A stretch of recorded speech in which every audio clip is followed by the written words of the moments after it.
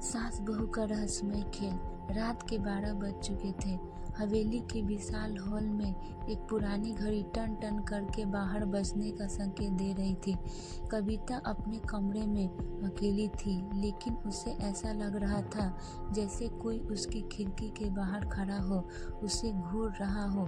अचानक सास सावित्री देवी का दरवाजा जोर से खुला।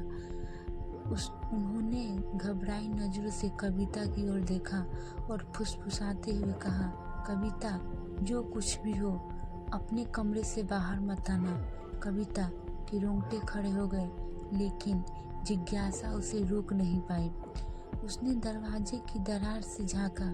सावित्री देवी धीरे धीरे हवेली के सबसे पुराने हिस्से की ओर बढ़ रही थी, वो हिस्सा जो हमेशा बंद रहता था।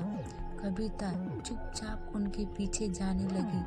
जैसे ही सावित्री देवी ने दरवाजा खोला, कविता को अंदर से किसी के फुसफुसाने की आवाज आई। तुमने मुझे वादा किया था सावित्री। कविता का दिल जोर से धड़कने लगा। अंदर एक पुराना झूला हिल रहा था और वहाँ एक परछाई दिख रही थी, किसी औरत की। सावित्री देवी ने कांपते हुए कहा, कृपया मुझे माफ कर दो। मैंने इसे छुपाने की कोशिश की, लेकिन अब ये राज खुलने वाला है। कविता आगे बढ़ी और उसने देखा, वहाँ एक पुरानी तस्वीर थी जिसमें सावित्री देवी और एक औरत साथ खड़ी थी। लेकिन वह औरत कौन थी? सावित्री देवी ने फुसफुसाते हुए कहा, ये मेरी पहली बहू संध्या। इसे इस हवेली में ही दफना दिया गया था।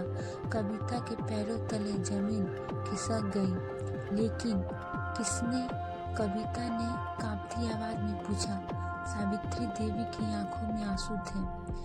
मैंने नहीं, बल्कि इस हवेली ने। ये हवेली जिंदा है। कविता, अगर तुम यहाँ और रुकी तो तुम्हारा अंजाम भी यही होगा। तो तभी दरवाजे के बाहर अचानक तेज हवाएं चलने लगी। कैंडल स्टैंड नीचे गिर गया और कमरे में रखा शीशा खुद ब खुद फूट गया। कविता को अब एहसास हो गया था कि वो किसी बहुत बड़े रहस्य में फंस चुकी है। क्या कविता इस हवेली में बच पाएगी, या ये हवेली उसे भी अपने रहस्यों में समा लेगी?